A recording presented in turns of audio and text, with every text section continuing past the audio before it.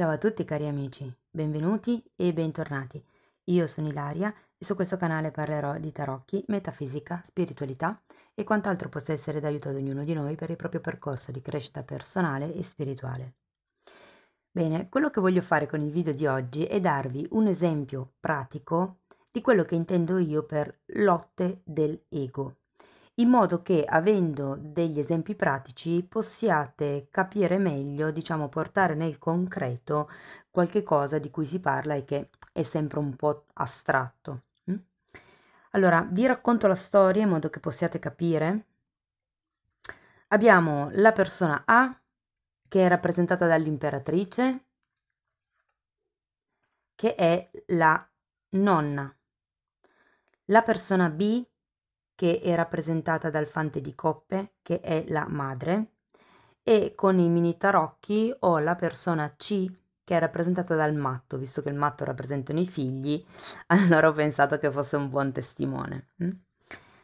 Dunque, partiamo dal presupposto che la persona A, chiamiamola Amanda, che è la nonna, diciamo la mamma della persona B, ha sempre vissuto una vita dedicata alla famiglia e ha certe regole ormai, diciamo, radicate in sé su come si debbano gestire determinate cose.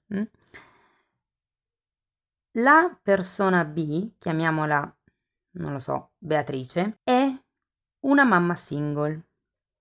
Tenete presente che è una madre che lavora fino alle 6:30, 7 di sera, di conseguenza si appoggia alla nonna per quello che riguarda andare a prendere il bambino a scuola, fargli fare la merenda, insomma, e diciamo intrattenerlo fino a quando la madre, Beatrice, arriva a casa della nonna e lo recupera, insomma.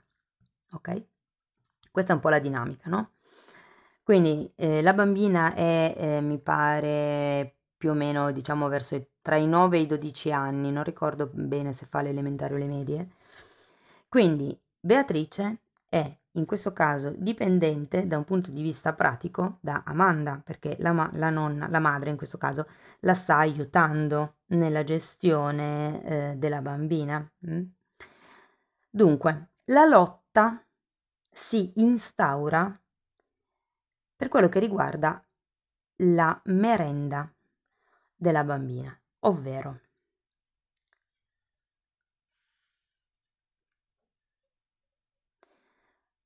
considerato che la nonna va a prendere da scuola la bambina 5 giorni alla settimana, o perlomeno 4 sono sicura, non so se proprio 5, però quando la nonna va a prendere la bambina, suggerisce alla bambina di fare subito i compiti, così magari fa merenda un attimo, però non fa pausa, diciamo, fa subito i compiti, così se li toglie, poi è libera di andare a giocare e di fare quello che vuole.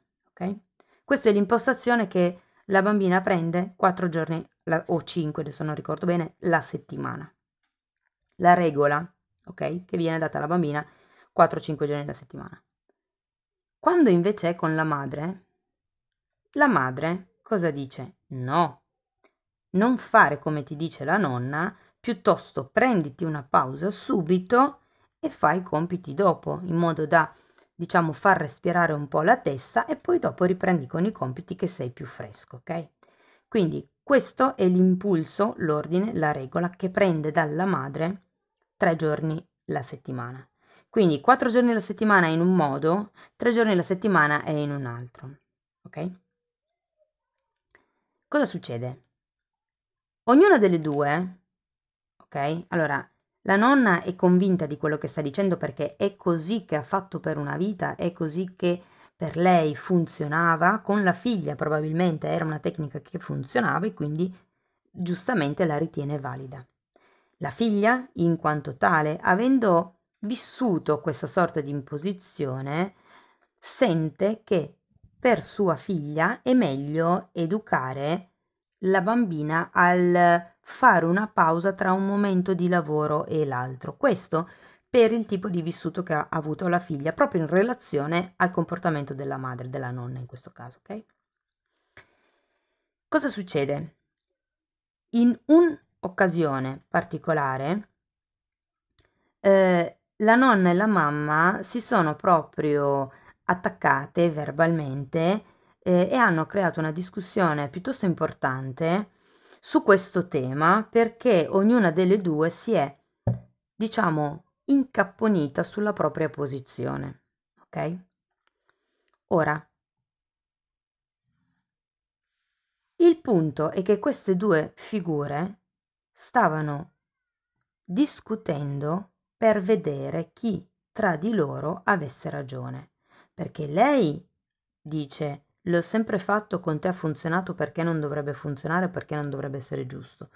Lei, vivendolo da figlia, avendo vissuto questa sorta di imposizione ed essendo la madre della bambina, dice: no, con mia figlia faccio come dico io, è il mio metodo di educazione, secondo me è meglio così, ok? Quindi ognuna delle due ha un'idea che apparentemente è valida per entrambe, ok? Ognuna delle due ha delle motivazioni valide per sostenere queste idee.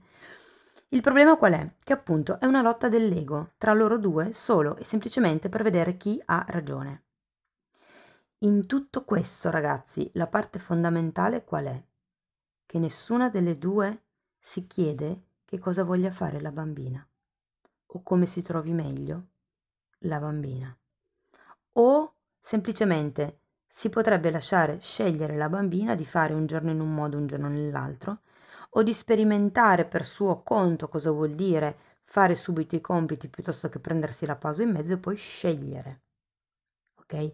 Invece di dire alla figlia che cosa deve fare, diciamo che sarebbe più sano, a mio avviso, far sperimentare le due cose alla bambina e che poi sia lei a scegliere che cosa è più in linea per lei.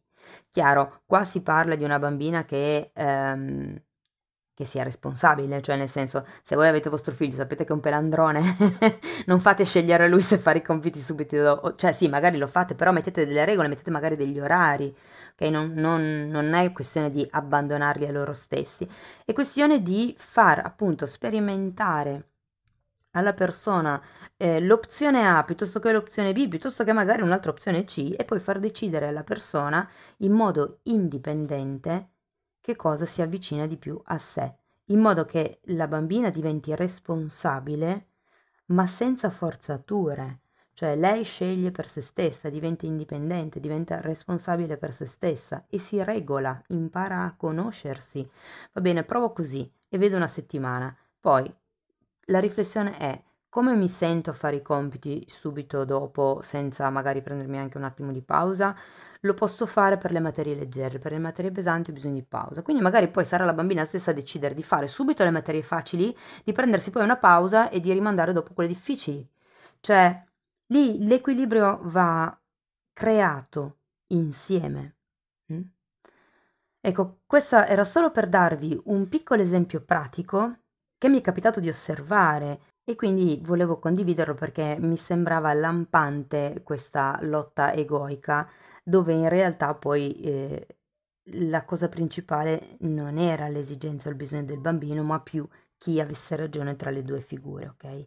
Quindi se anche a voi capita, piuttosto ingoiate un attimo il rospo e rimettete l'attenzione sul figlio o sulla figlia e dite: che cosa è più in linea realmente, lasciando stare il mio ego, lasciando stare il mio bisogno di aver ragione o di prevaricare su mia madre. E per le madri lo stesso, cioè, nel senso, questa voglia di imporsi sui figli, io capisco che possa essere magari perché essendo più maturi, essendo più adulti, si abbiano più esperienze, però alla fine è il bambino che si deve conoscere, che deve imparare ad autoregolarsi, a creare una propria regola di vita, ok?